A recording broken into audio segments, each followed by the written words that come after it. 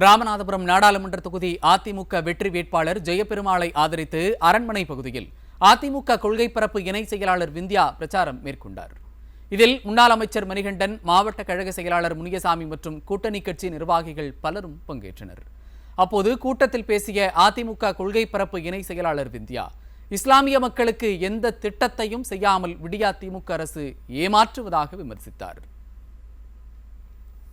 இஸ்லாமிய மக்களை ஏமாத்துறதுக்காக என்ன வேணுமானாலும் பேசுவாங்க.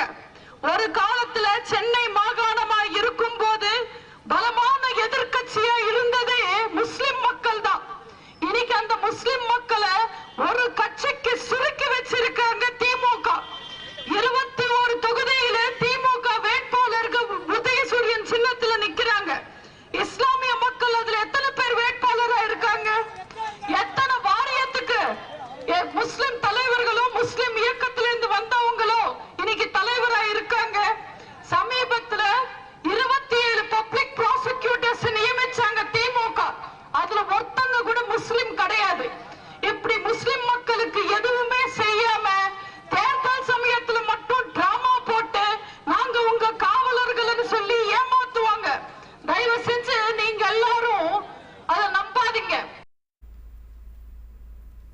மேலும் பாஜக மாற்றுக் கட்சி இல்லை, ஏமாற்றும் கட்சி என அதிமுக கொள்கை பரப்பு இணை செயலாளர் விந்தியா கடுமையாக சாடினார். பிஜேபி கூட்டணியில மீண்டும் மோடி வேண்டும் மோடின்னு விளம்பரம் தராங்க.